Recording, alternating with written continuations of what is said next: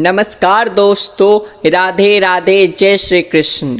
इन 10 लोगों के घर में भूल कर भी ना करे भोजन। दोस्तों, एक पुरानी कहावत है, जैसा खाएंगे अन्न वैसा बनेगा मन। यानी हम जैसा भोजन करते हैं ठीक वैसे ही सोच और विचार बनते हैं। अक्सर देखा जाता है कि हम अपने करीबी लोगों और रिश्तेदारों को अपने घर खाने पर बुलाते हैं। हिंदू धर्म में अतिथि को आमंत्रित कर उनका आदर सत्कार करना जीवन शैली का एक महत्वपूर्ण हिस्सा माना जाता है। धर्मशास्त्रों में भोजन को लेकर कई नियम बताए गए हैं।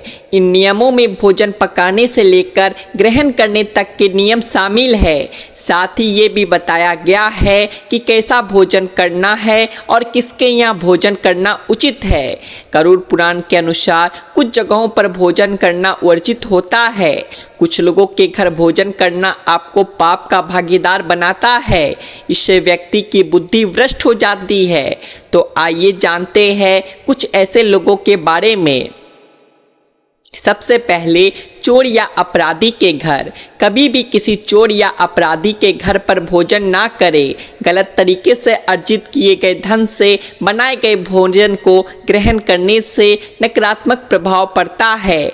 ऐसे में उस व्यक्ति के किए गए पापों का बुरा प्रभाव आप पर भी पड़ता है। ऐसा भोजन आपकी बुद्धि भ्रष्ट कर सकता है। नंबर 2, किन्नरों के घर। हिंदू धर्म में किन्नरों को दान देना काफ़ी शुभ माना जाता है, लेकिन उनके घर कभी भी भोजन करना या फिर कुछ भी खाना नहीं चाहिए। नंबर 3, नशे से जुड़े लोगों के यहाँ। ऐसे लोगों के घर कभी भी भोजन ना करें जो नशे के कारोबार से जुड़े हो। ऐसे लोग दूसरों के परिवार को संकट में लाकर धन अर्जित करते हैं, जिसके कारण नकारात्मक प्रभाव पड़ता है। ऐसे लोगों के घर का पानी पीना भी वर्जित माना जाता है। नंबर 4, चुगलखोर व्यक्ति। जिन लोगों में दूसरों की चुगली करने की आदत है, उनके यहाँ भोजन कभी नहीं करना चाहिए। चुगली करने वाले दूसरों को परेशानियों में फंसा देते हैं और स्वयं आनंद उठाते हैं।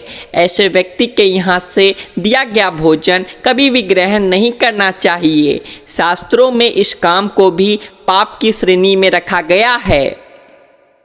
नंबर 5, अत्यधिक क्रोधी व्यक्ति। क्रोध इंसान का सबसे बड़ा शत्रु होता है। अक्सर क्रोध के आवेश में व्यक्ति अच्छे और बुरे का फर्क भूल जाता है। इसी कारण व्यक्ति को हानि भी उठानी पड़ती है। जो लोग हमेशा ही क्रोधित रहते हैं, उनके यहाँ भी भोजन नहीं करना चाहिए। यदि हम उनके यहाँ भोजन करेंगे तो उनके क्रोध के गुण हमारे अंदर भी प्रवेश कर सकते हैं। उनके घर का भोजन करने से परहेज करना चाहिए, वरना उनका ये गुण आप में भी आ सकता है। इसलिए कहा जाता है कि जैसा अन्न वैसा मन। नंबर 6, निर्दयी राजा। यदि कोई राजा निर्दयी है और अपनी प्रजा का ध्यान ना रखते हुए सभी को कष्ट देता है, तो उसके यहाँ का भोजन नहीं करना चाहिए। राजा का कर्तव्य है कि प्रजा का ध्यान रखे और अपने अधीन रहने वाले लोगों की आवश्यकताओं को पूरी करे। जो राजा इस बात का ध्यान ना रखते हुए सभी को सताता है, उसके यहाँ का भोजन नहीं करना चाहिए। जो राजा अत्यंत क्रूर हो, अपनी प्रजा पर अत्याचार करता हो, उसके घर का भोजन भी कभी ग्रहण नहीं करना चाहिए। ये भोजन आपको उसके पाप का भागीदार बनाता है। नंबर 7, चरित्रहीन पुरुष या स्त्री के घर में भी भोजन नहीं करना चाहिए। ऐसा भोजन आपको भी पाप चढ़ाता है। नंबर 8, निर्दयी व्यक्ति। यदि कोई व्यक्ति निर्दयी है, दूसरों के प्रति मानवीय भाव नहीं रखता है, सभी को कष्ट देता रहता है, तो उसके घर का भी भोजन नहीं करना चाहिए। ऐसे लोगों द्वारा अर्जित किए गए धन से बना खाना हमारे स्वभाव भी वैसा ही बन जा सकता है। हम भी निर्दयी बन सकते हैं, क्योंकि जैसा खाना हम खाते हैं, हमारी सोच और विचार भी वैसे ही बनते हैं।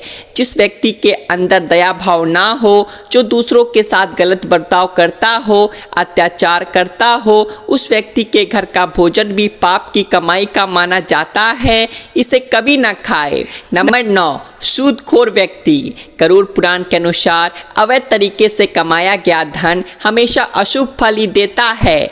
ऐसे में किसी की मजबूरी का फायदा फ़ायदा उठाकर पैसा कमाने वाले व्यक्ति या ब्याज पर पैसा कमाने वाले व्यक्ति के घर फूल कर भी भोजन नहीं करना चाहिए। ऐसा करने से आप भी पाप के भागी होंगे।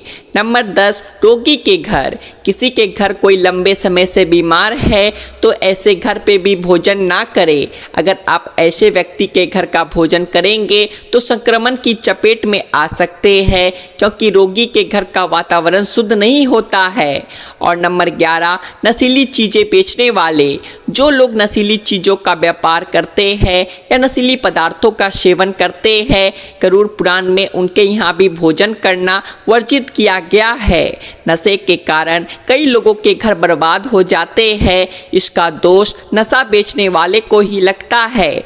ऐसे लोगों के यहाँ भोजन करने पर उनके पाप का असर हमारे जीवन पर भी होता है।